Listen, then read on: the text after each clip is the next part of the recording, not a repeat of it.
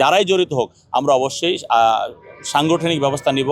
আমরা একসঙ্গে রাজনীতিটা করতে চাই। তোমার মিটিং, তোমার যে মিছিল আমি নিজে থেকে শুরু করাই দিব, কোনো অসুবিধা। আমি এভাবে তার সাথে কথা বলেছি, অতিরঞ্জিত কিছু না করাই ভালো। আরিফুল ইসলাম আদিবের সাথে আমি যখন এই কমপ্লেনটা শুনেছি, সাথে সাথে আমি তাকে ফোন করেছি।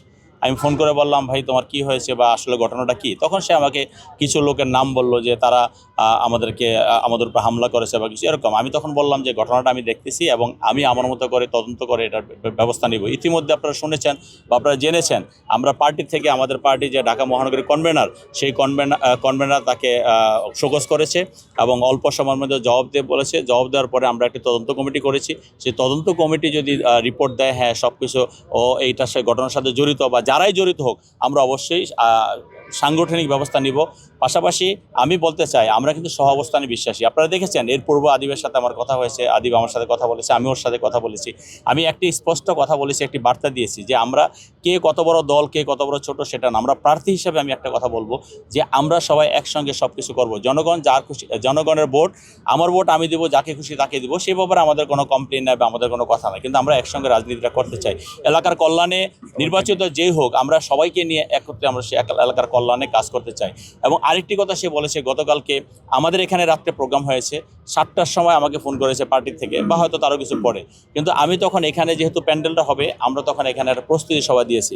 আমাকে আরিফ ফোন করেছিল যে ভাই আমি তখন মসজিদে নামাজ পড়ে বাদ আসর একটা মিছিল করব।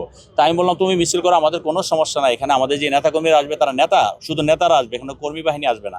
তারপরেও চেয়ারম্যানের প্রোগ্রাম যেহেতু সিলেক্টিভ লোক আসার কথা, তারপর হয়তো দু একজন বেশি হবে, হইলেও আমাদের এখানে কোনো সমস্যা নেই। তারা এখানকে, আমি বলছি তোমার মিটিং, তোমার যে মিছিল আমি নিজে থেকে শুরু করাই দিব, কোনো অসুবিধা। আমি এভাবে তার সাথে কথা বলেছি।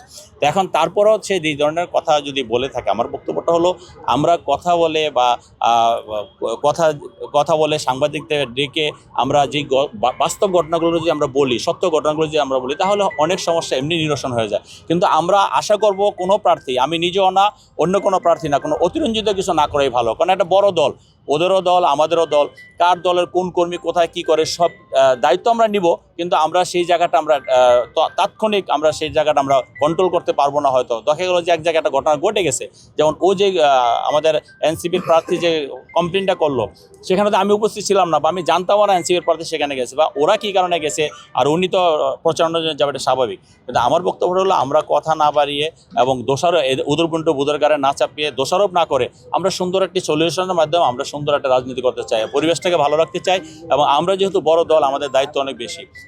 আমি আস্থা রাখি আমাদের কর্মীদের উপরে যে আমরা একটা কথা বললে সেটা শুনবো। আমি অতীত এবং আমরা নির্দেশনা দিয়েছি ফেসবুকে, আমার নিজের ফেসবুকে, এবং আমরা মিটিংয়ে বলেছি যে আমাদের কোনো নেতা কর্মী কোনো অন্য রাজনৈতিক দলের সাথে বা সাধারণ মানুষের সাথে কোনো রকম কোনো অপরাজনীতি জড়াবে না। এটা তো অপরাজনীতি, যদি জড়িয়ে থাকে অপরাজনীতি জড়াবে না। আমরা একে অন্যের প্রতি সহানুভূতিশীল হয়ে সহ অবস্থান রেখে আমরা জনগণের কল্যাণের জন্য আমরা কাজ করব। এটাই হলো আমাদের বক্তব্য। আমার স্পষ্ট কথা যে আমার দলের যদি কেউ কোনো অপরাধমূলক কর্মকাণ্ডের সাথে জড়িত হয়, তাকে কোনোভাবে ছাড় দেওয়া হবে না, তার বিরুদ্ধে সাংগঠনিক ব্যবস্থা নেওয়া হবে এবং আইনানুগ ব্যবস্থা নেওয়া হবে।